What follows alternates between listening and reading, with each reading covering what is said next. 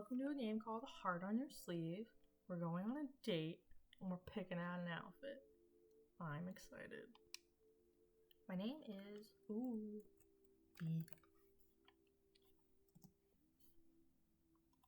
There's an itch under my skin that I can't scratch. Persistent, pointed, and pernicious. Like a bug bite, the more I pay attention to it, the worse it gets.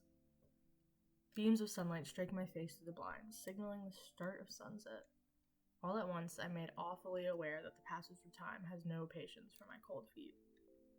Instead of granting me with a sense of urgency that could spur me into action, however, the awareness only fills me with more dread. Paralyzed, I can only squint and urge the rays on to leave me alone. Tonight won't go well. I know it. I'll make a fool of myself, or they'll finally realize they can do so much better than me, or... Abruptly, I notice that the hand I threw over my eye is trembling ever so slightly. That's when I force myself to breathe, if that's what we're gonna do. I clench my hands into fists, take some deep breaths. In, out. It smells like summer. In, out. The air is unusually humid. It might rain soon. Probably a good idea to grab the umbrella before leaving later. Wow, I'm glad I at least took notice of that. It takes being drenched in rainwater off my long list of concerns for this looming date. It'll be fine. It always is. Okay, that's a lie. It isn't, but one way or another, things will work out. That's what they told me, at least. Sometimes, when you're ridden with too many worries for one person to handle, you just have to stop caring and let fate take the wheel. I unclench my fist slowly, imagining their fingers spreading across my palms as their hand slips into mine. Kinda cheesy, admittedly, but it's nice enough of a thought to make me feel less like I'm suffocating, and for now, that's all that matters. Yeah, it'll be okay, I think. As I begin to gather back my senses, I realize that there's in fact still plenty of time until I'm supposed to meet with them. I almost wish that this weren't the case. Since I managed to calm down, I would have preferred to push through all the way with my current state of mind instead of leaving enough time to get lost in my thoughts again. Let's tidy up the room. Continuing the thrilling activity of staring at the ceiling would only accelerate the inevitable, though. I should tidy up the room. My room isn't that messy, but it can always use some work, really. I roll myself out of bed, and after reveling the tragedy of this separation for another few... I read that wrong. After reveling in the tragedy of this separation for another few seconds, I scour my room for something that could provide me with a menial task. Eventually, my eyes settle on a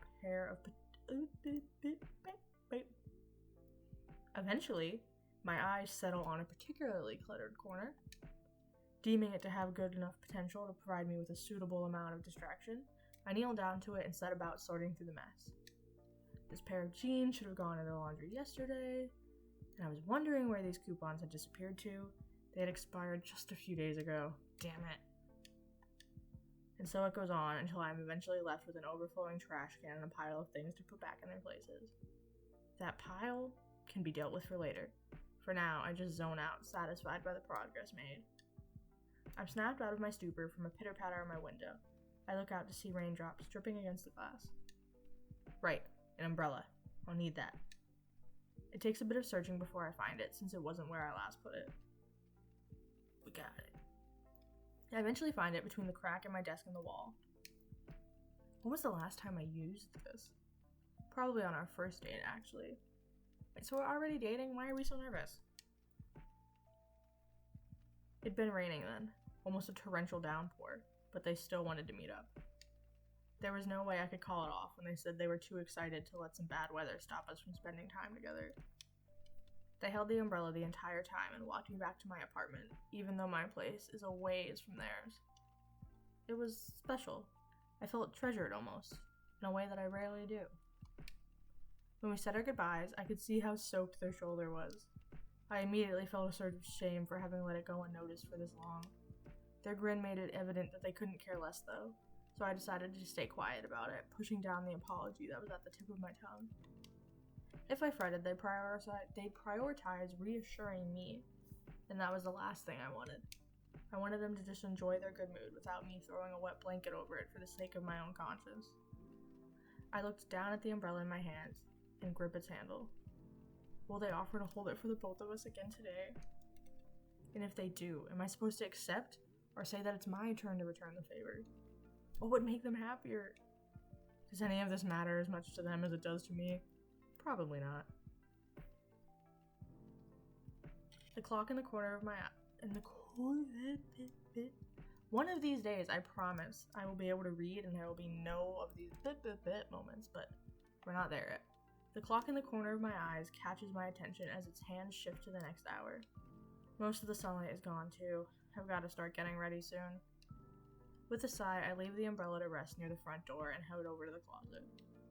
Here it is, the next obstacle that I've been putting off for as long as possible. Wardrobe time.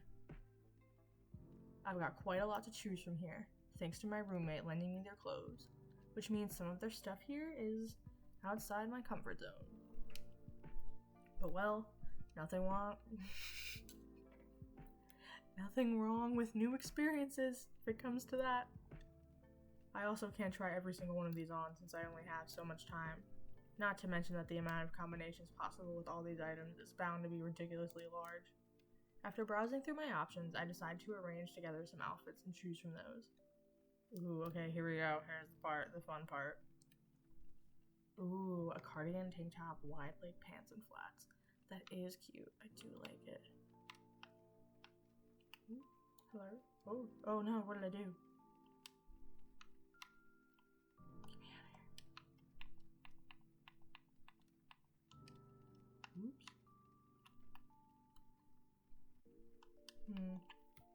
We're skipping. What was it? Blazer, turtleneck, slacks, and dress shoes? Leather jacket, gray jeans, and buckle boots. Ooh, this one's cute. Open jacket, tube top, slit skirt, thigh-high socks. Hoodie, t-shirt, leggings, and sneakers. Oh, I really like this one. I do think it's either this one or this one. But I feel like I'd like this more without the socks. But it's also raining, so I could get it, but like, it's raining. It is raining, I remember that. I do like this one though. Yeah. The cardigan was my roommate's idea. It's not like I don't trust their judgment, we're on pretty good terms. But our senses of style are, well, different. There's a lot of loose fabric, but it's manageable. It's more of a question of whether it's worth putting up with in addition to making sure this date goes well. I just really don't like... Oh no. Well, I like the outfit itself, so I guess we'll choose the sadder option, which is the way the clothes fit me. As I turn around and examine myself, the cardigan slowly slides down my shoulders, forcing me to draw them back up. That's gonna be inconvenient in the long run, isn't it? I raise my hand to see how the bracelet fits on my wrist, and the cardigan falls off again. Scrunching my nose, I pull it back over my shoulder, only for the other side to drape down this time. Yeah, no, this isn't gonna be inconvenient in the long run. It already is. I could technically replace this cardigan with something else, but the drapey look that I'm going for would be incomplete without it.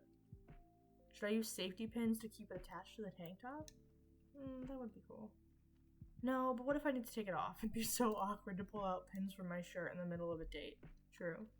Or worse, I could forget about the pin altogether and tug the cardigan too hard, wondering why it's not coming off, and rip the fabric. Okay, so no safety pins either. I cocoon myself with the loose fabric and scowl at the mirror. If I wear this, I'll probably be fiddling with it all night. I really do enjoy the look of the outfit, though. The decision is going to be a matter of how nice I want to be to my future self. Well, I guess no. Alright, let's go see what my second choice. We're gonna select this one. A part of dressing for an occasion like this is, well, dressing to impress. There shouldn't be any shame in wanting to look good for your date, really. Even while knowing that I can't deny the urge to make fun of myself as I look in the mirror. I just don't really like... I do like the outfit itself. Fine, the way the clothes fit me. Conceptually, it's a nice look. Actually pulling it off is a separate matter. Take the skirt, for instance. It's one of those impulse purchases I made because the idea of it was cute. I told myself, I'll wear this on a good day, when I'm feeling confident. Except those days of confidence are far and sparse. Even on the rare occasions where I did feel confident enough to even fathom trying it on, I always ended up shying away from this one. It felt too ambitious. When I didn't feel confident, well, it continued to exist in my closet, taunting me from its corner as I took out another safe pick. Same deal for the top. I'd appreciate it a lot more on literally anybody else but me. This kind of outfit calls for some sort of confidence from the wearer, for them to be comfortable enough in their own skin to go out in public like this, unashamed. The nature of revealing clothes is, well, they're meant to show off the body, and I don't know if I want to do that. I don't have that kind of confidence. But, well, if I do manage to step out of the room with this on, it'd be quite a brave step forward, for someone like me at least. No, I guess, can we come back? We'll find out. Yeah, I feel like I could reselect it, like, if we end up. I don't like these outfits. I mean, I guess this one's pretty snazzy.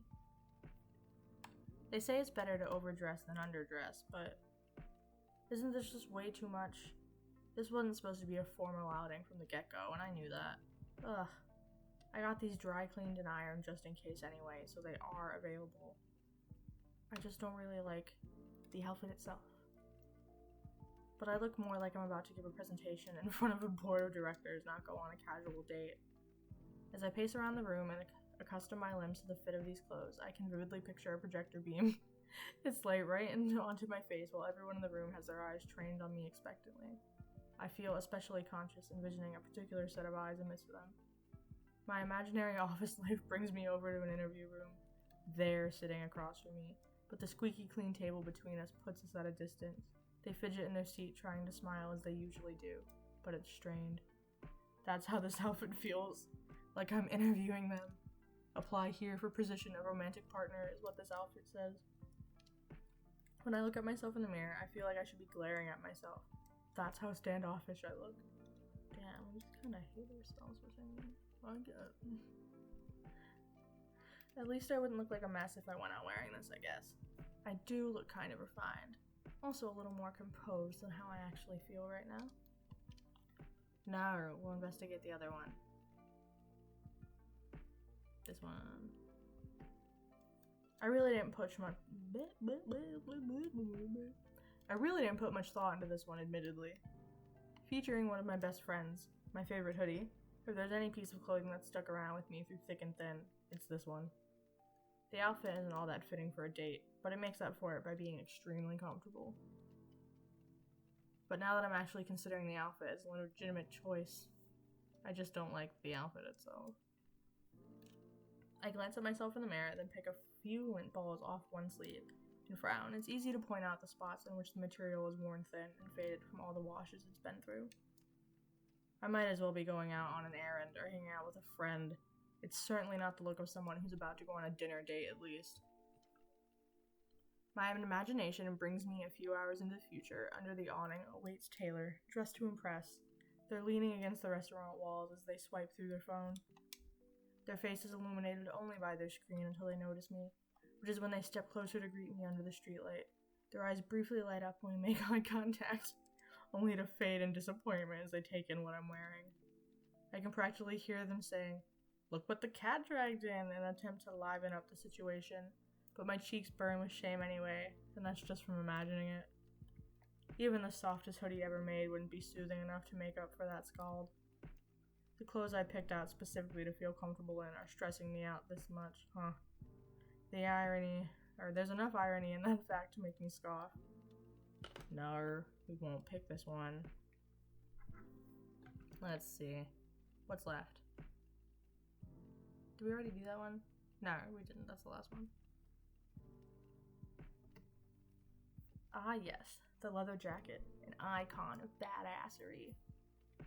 I've seen people wear it like a uniform every day and all the time. It kind of becomes a part of them for as long as that phase lasts, which can range from days to decades. More frequently, though, people buy it thinking, Who doesn't like a leather jacket and reserve it for their I want to feel cool days? In other words, it is a universally accepted cool look one way or another. But I really just don't like the boots, the outfit itself. The outfit's good, yeah, good for projecting a specific image. Without trying to, I'm excluding a kind of grittiness just by wearing this jacket. It's amazing how much a single article of clothing can affect a person's presentation. If I had ripped jeans to accompany these, I'd look even more like I have an attitude. The boots more than make up for the lack of tears on these pants, though. It's one of those bulky ones that, well, if I were to kick some with these on, it'd hurt. Badly. All these rugged implications behind this outfit would be great if they're what I'm going for. But here's the catch. They kind of aren't. It's just supposed to be a comfortable date at some nice place to eat. I'm not going out to crash the mall or fist fight some creatures of the night after dinner. Even just glaring at the mirror makes it look like I'm trying to pick a fight with my own reflection. I don't feel like living up to this image right now. At best, I might actually impress them a bit. At worst, I'll just be throwing off the mood. Dang. Nar. That's all the outfits that I prepared, and I don't have time to put on another one. I'll have to choose from the ones I already have. Well, honestly, even when I pick that we just don't like the outfit, it's still kind of about how it looks on us and how it's perceived. Dang, I do. This is still my favorite one, but like,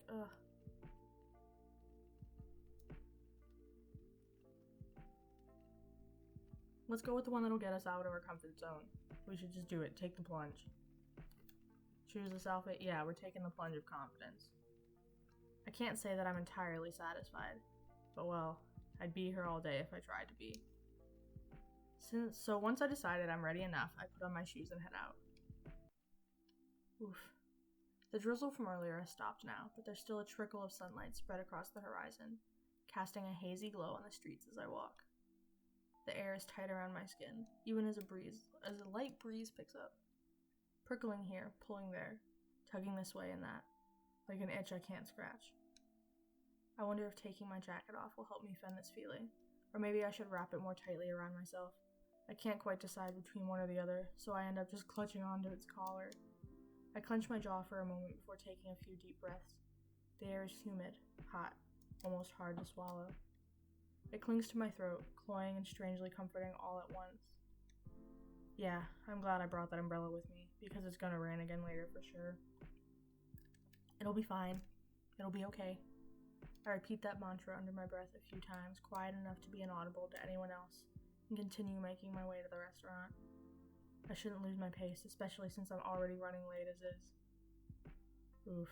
As I approach the restaurant, I notice Taylor leaning against the wall just outside its door. Oh, they're hard to miss, since they insistently wear that fur-lined jacket and scarf regardless of the weather. I can't help but wonder if they're really fine under all that clothes and this humidity. They look up in response to the sound of my footsteps, and their whole face brightens up as they realize it's me, waving enthusiastically as I get closer. It's impossible not to smile back to a welcome like that. Before I can even think of apologizing for being late, they say, "Aren't you looking good tonight? Going out on a date or something?" I raise a brow to their joke, to which they raise back theirs expectantly. The corner of my mouth creeps upward, and I find myself playing along. We're supposed to be meeting up right here, actually. Whoever your date is, they're awfully lucky to be spending the afternoon with a beauty like you. Can't help but feel a bit jealous. They top off their flattery with an Burrito, do you mind? They top off their flattery with an exaggerated wink, to which I laugh. But despite their attempt to soothe my nerves with humor, I can't shake off the concern tugging at the back of my mind. You don't have to go out of your way to compliment me, you know. It's hard to take their words to heart. Not because I don't trust them, but rather because it's not like it's a bother to say something I mean, though. It's also not a bother to say something out of habit, out of common courtesy, for the sake of being nice. Not wanting to say such a thing out loud, but also unable to bring myself to smile and move on, I stand still in silence, head lowered. Oh, I see. You don't believe me, do you?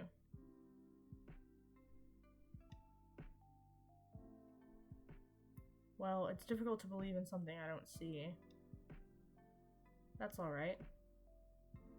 I huff out a laugh at their response, not without a touch of dismissal, but mostly out of endearment. What, did you read my mind or something, or are you saying that without even knowing what I thought myself? I can't say that I know for sure, but I can make a few guesses. After another sigh, my eyes finally leave the floor to meet theirs again. Shame washes over me as I face their reassuring smile, the same kind of shame I felt from seeing their drenched shoulder. Just like back then, I had gotten so self-absorbed that I didn't notice the effort they were putting in to make me feel better. I'm sorry. I don't know what got over me. Come on now, don't make me repeat myself. It's alright, really. Just know that I meant what I said, alright? All of it. I'll try to keep it in mind. For real. Oh, so cute. That's more like it. By the way, did I mention that you're looking absolutely gorgeous? I snicker, trying to ignore the knee-jerk denials echoing in my head. Thank you. You're looking good too. It's barely a compliment, but their smile shifts to something more shy. They clear their throat and tuck their hair behind their ear. You're not just saying that as a diversion, are you? Of course not. I meant what I said as much as you did. There's an undeniable satisfaction of having the tables turn against them this time, and with so few words, too. They really are clumsy at being on the receiving end. Content, I watch them mumble a thanks before grabbing my hand, leading me into the restaurant. Come on, let's head inside. Their hand is warm in mine, and it sends a thrill up my spine. Soon enough, the hostess seated us. At first, as we settled in the booth across from each other, I was too preoccupied with the lump of nerves lodged in my throat to pay much attention to anything else. My eyes bored through the menu to make sure that I've had my order decided before the waitress came round to our table. Only after completing the nerve-wracking ordeal of reciting my order was I free from my tunnel vision mood. And now, with my elbows on the table and chin resting on my folded hands, I have the leisure to notice how they're fidgeting, ever so subtly. When I hear the stumble in their words during their order, the slight strain in their laugh, when I see them glance back and forth, and push their hair back again, I have a moment of realization. They're just as nervous as I am, aren't they? I had an inkling that this was the case ever since they reacted so bashfully to my compliment. But for what? However the rest of the night goes, I'd be happy to just have spent time with them. Oh, the answer's been staring straight at me from the start, hasn't it? I picture them pacing about their closet, digging through the racks and shelves to put together a suitable... Burrito, what are you doing? I picture them pacing about their closet, digging through the racks and shelves to put together a suitable outfit for the night. During our last date, they told me a story. They told me how at one point, they once impulse bought a nice shirt that they knew they were never going to wear, swore that they'll wear it for a special occasion, then proceeded to never let it see the light of day. They said that they meant to wear it for our first date, but by the time they found the poor thing shoved into a corner of their drawer, there wasn't enough time to smooth out its wrinkles.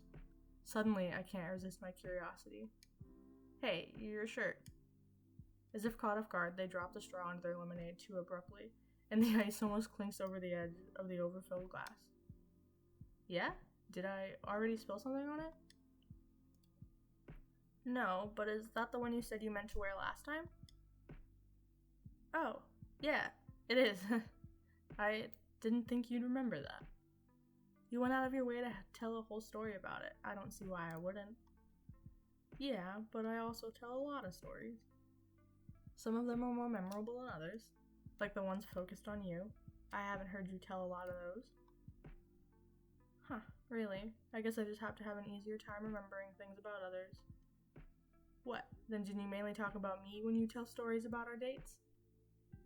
Putting it like that is embarrassing.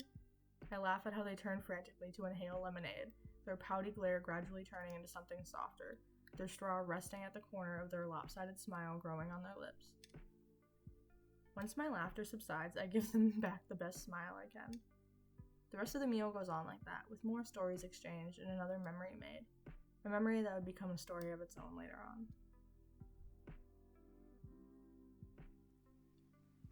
Thanks for tonight. As we walk out of the restaurant, they nudge me with their shoulder. I had a really good time. There's a little waver in their words. Since I first noticed it, it's only become more and more evident. But what can I do to help? What can I say? Me too. They look away for long enough for me to trace their gaze, wondering what's taking a hold of their attention for so long. I find myself staring at the lamppost of all things, counting the raindrops that fall under its light like shooting stars until they finally interrupt the silence. Would you mind me walking you home? It's late and all, so... Yeah, of course. I mean, no, I wouldn't mind. I internally grimace at my stammering, but getting that permission seems to settle some of their nerves somehow. And well, that's at least one mission accomplished, albeit not with ideal performance points. When they finally meet my gaze again, I feel like I need to say something more, something clear and in my own words. And, you know, if I don't keep talking, I'll lose the momentum. I really do mean it. Tonight was great, and I always enjoy your company, so you don't have to be so nervous. I mean, there's nothing to get right or wrong in all this, besides, like, basic decency. Ugh, you know what I mean. A smile breaks through their face, followed by a chuckle. A little hypocritical, don't you think? Before I can reply, they speak again, softer this time. But I get it. It's hard, and it means a lot to me that you'd say that. For a while, we simply stand there, to bask in the moment, and I find myself staring at them just for the sake of it. Alas, yet again, I lacked the wisdom to check the forecast before heading out today. With a dramatic hand over their heart, they tilt their head at my other hand that's holding the umbrella. Aren't you so very glad that at least one of us decided to? I stare down at the umbrella, then glance back at them. They're obviously waiting for me to hand them the umbrella, and it'd become our routine for each rainy day. After contemplating, we're keeping the umbrella, it's our turn. Oh my god, can you guys chill out for a second, please, Bean? I'm walking you this time. Eh? My umbrella, my rules. Bummer, I was looking forward to walking you home. And I'm also looking forward to walking you home. Letting go of their hand, I open up the umbrella and raise it so it rests comfortably above both of our heads. I like doing things for you as much as you do for me, you know? And I just want you to see how nice it felt when you did this for me. Aw, they're so cute. They stand there for a while, staring at me. Just as I begin to wonder if I didn't make a good choice of words, I notice that color has risen to their cheeks. I can't be bothered to hide my grin. How cute of you to get shy already. Oh, shush.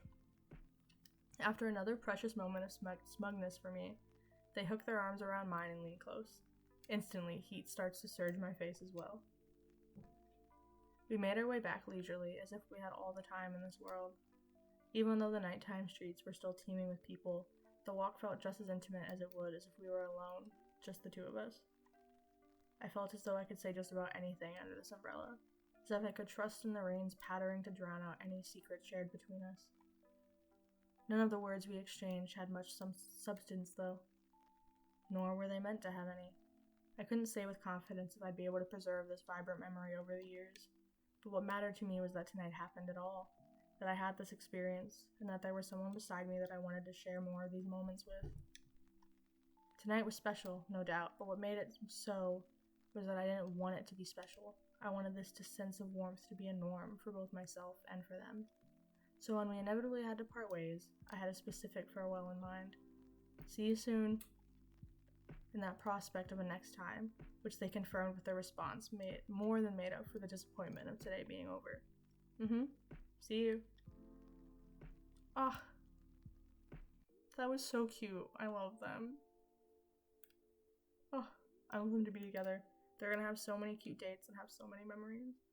That was fun. I liked how it wasn't when you first look at it, you're like, it's mostly gonna be about the outfits. It's about the outfits. But it was so cute. Although it is sad that, like, we're so not confident. But now we are. We have somebody we can be confident with together. It's so cute. Anyway, I enjoyed this. I hope you enjoyed it. And I will see you all tomorrow in the next one. Bye!